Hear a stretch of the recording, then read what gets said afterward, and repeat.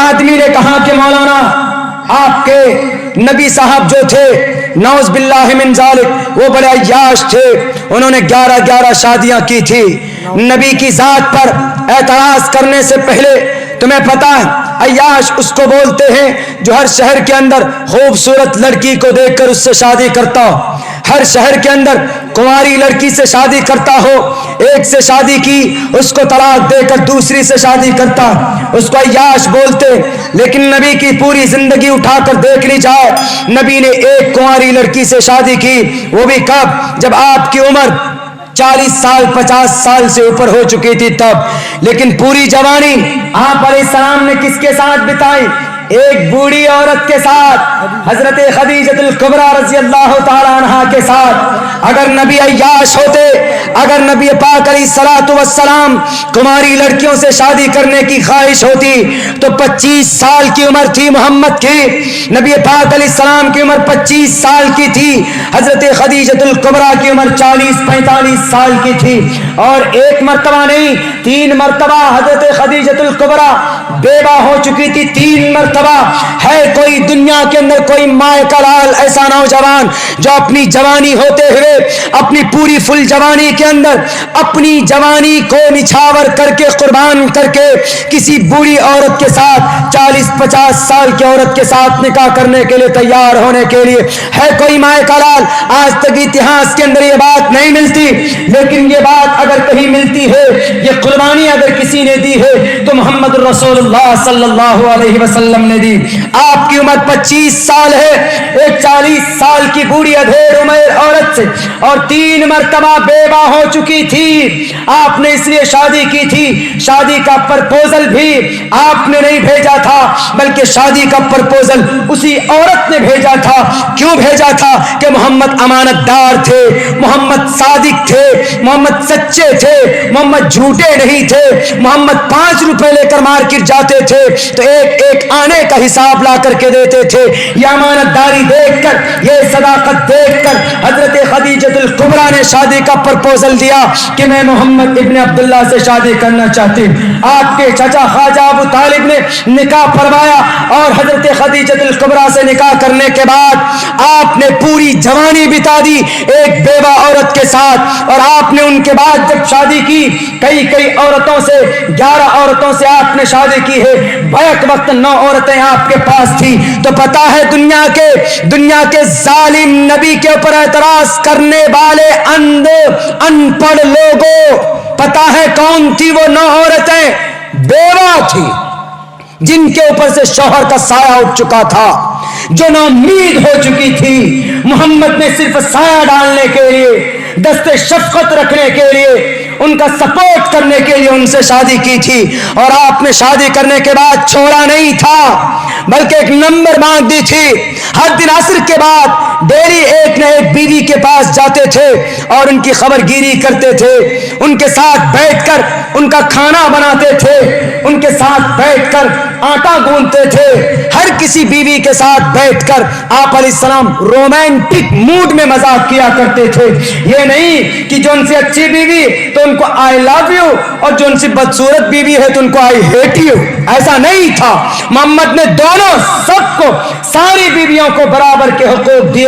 موت کے وقت بھی آپ علیہ الصلوۃ والسلام قریب المرگ کا وقت ہے، لیکن آپ علیہ الصلوۃ والسلام نے جو نمبر دیا تھا جس عورت کو، جس بیوی کو، آپ ان کے گھر تک جاتے تھے، سہارے سے جاتے تھے، لیکن کسی کے ساتھ ناانصافی نہیں کی تھی۔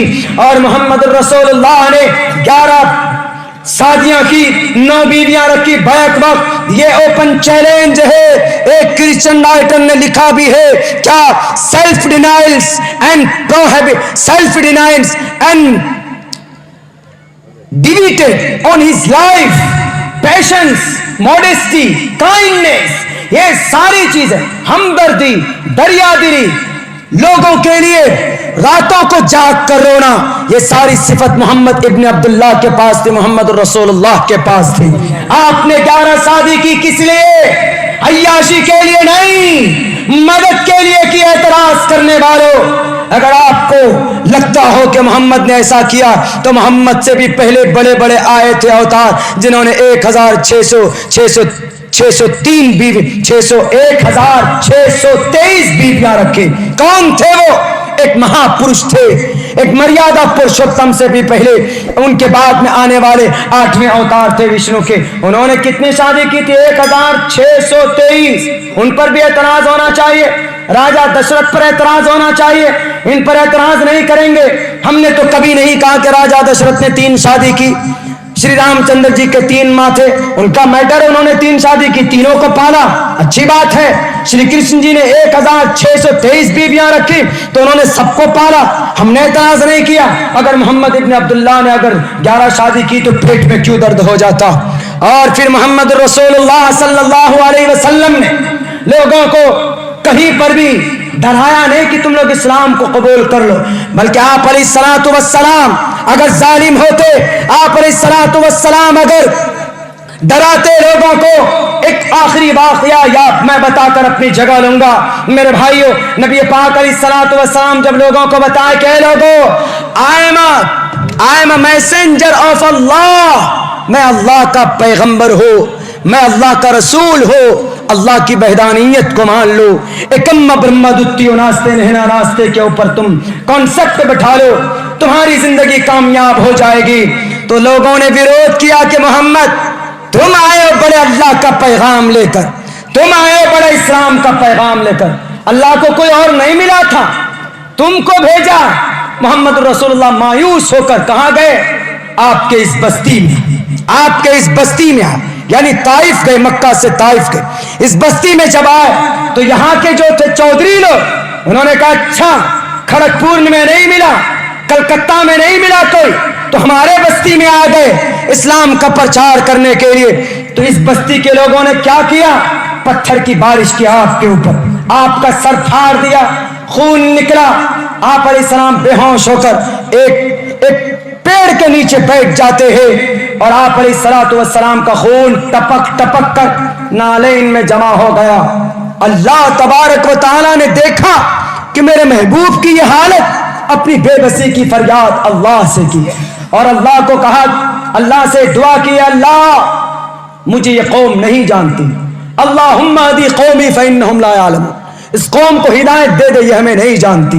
اے اللہ میں اپنی بے بسی تیرے سامنے رکھتا ہوں, میرا کیا جرم ہے؟ میں ووٹ مانگنے گیا تھا اس بستی میں, میں ٹی ایم سی کا پرچار کرنے آیا تھا, کیا میں کانگریس کا پرچار کرنے گیا تھا, کیا میں بی جے پی کا ووٹ مانگنے گیا تھا, کیا میں اسد الدین اویسی کا پرچار کرنے گیا تھا؟ نہیں, میں تو تیری ذات کی وحدانیت کے پرچار کرنے گیا تھا.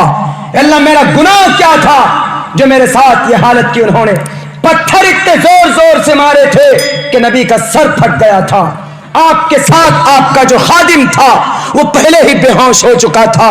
آپ علیہ الصلوۃ والسلام ایک درخت کے نیچے بیٹھ جاتے اور آپ اپنی بے بسی کی فریاد اپنے رب سے کرتے, اپنے پرماتما سے کرتے. حضرت جبرائیل کو اللہ نے کہا کہ جاؤ جبرائیل, دیر مت کرو, اس گاؤں والوں کو 20 تو جا کر میرے محبوب کی یہ حالت کی ہے.